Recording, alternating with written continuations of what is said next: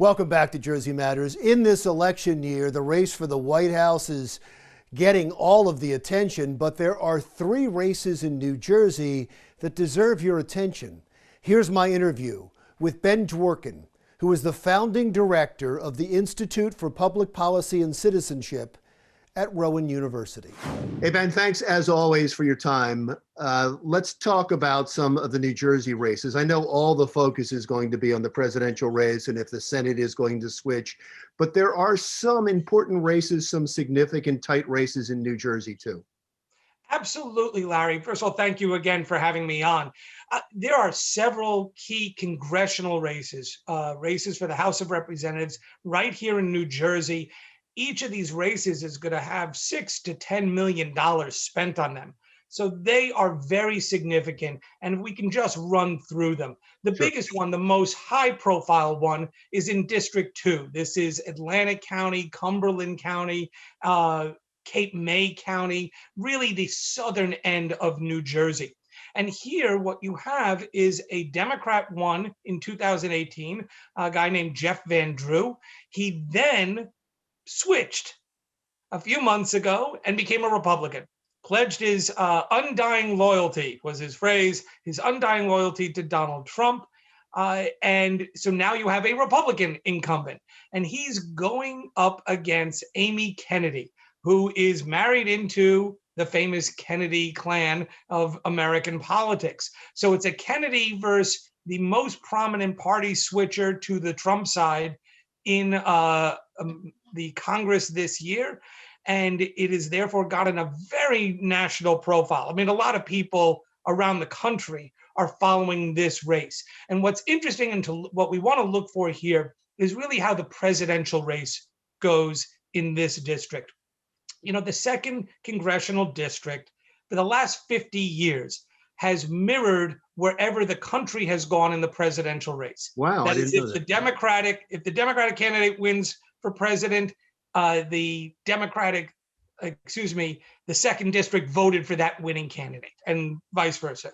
So in a very highly partisan charged atmosphere, what we may well see is that whichever candidate for president wins in District 2 will probably carry across the finish line their party's congressional candidate as well. Let's go on to District 3 and Andy Kim. I remember when the election season started, everybody said that's the most vulnerable seat. Mm-hmm. That's the seat that may flip because it's in a traditionally Republican district. Now it seems like it's a clear toss-up, maybe even leaning Democrat a little bit. Is that true? Absolutely. And first of all, we should understand that there are 12 congressional districts in New Jersey. The three that we're talking about, Districts 2, 3, and we'll get to 7 in a moment, are the most competitive.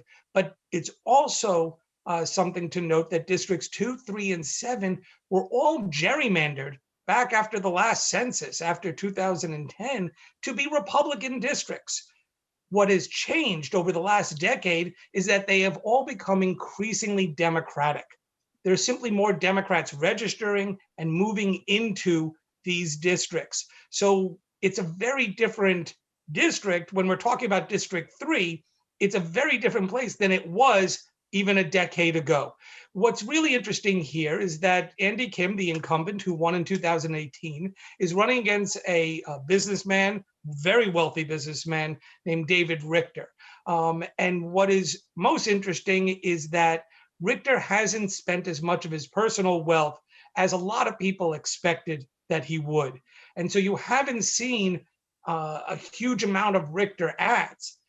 The National Party has come in to attack Andy Kim a little bit, but in terms of the Richter campaign itself, it just hasn't been as out there, creating a presence for itself on paid media.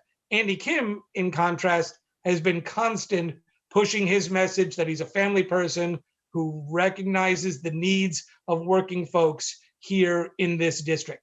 Now, what we should be looking for in District 3 is really a battle between two counties. Burlington County to the west along the Delaware, Ocean County to the east along the Atlantic Ocean. These are the two counties that effectively make up this district. and Ocean County is overwhelmingly Republican. Burlington County used to be your quintessential suburban Republican district that has now become much more Democratic. This is about which side, which county is going to give their preferred candidate the bigger plurality. Let's move to 7 with Tom Malinowski. And I know when Tom Kean Jr. announced, everybody went, whoa, the Kean name. There's going to be a real challenge in 7. And it's already a split district. I know it's been going more Democratic, but it's pretty even. I see that now going more Democrat when you look at the Cook report and some of the prognosticators. Do you see that still being a very tight race? All of these races are going to be tight, yes, but I think Malinowski has a bit of an upper edge here. First, there's, again, demographics. This district used to have 10 or more thousand registered Republicans and registered Democrats a decade ago. And now there are more registered Democrats than registered Republicans in this district. That obviously helps. The trend is moving towards the Democrats. Tom Malinowski, first term incumbent who got elected in 2018, has been very aggressive in his constituent services. He's counting on that effort that he's made to help every single person he could possibly help as an incumbent, running against, yes, the Kean legacy, the Kean name, Tom Kean Jr. His father is now on the campaign trail and is involved and is still not only a household name, but very fondly remembered. And what we should be looking for here is that this race has become very negative. A lot of national money from the Republican side has come in attacking Tom Malinowski with some pretty scandalous charges, saying that he defended a child sex trafficking situation. I'm not sure a lot of people are buying it. And what we should be looking for, therefore, on election night is really to see, does the Kean legacy, the Kean brand, overwhelm the fact that the Kean campaign has been endorsing this kind of surreal, if nothing else, attack ad. I really appreciate it. I wish we could talk more national about the Senate, if that could flip, or the presidency, but let's talk afterwards. Let's talk again. I look forward to it, Larry. Thank you. All right, Ben, thanks for your time. Okay.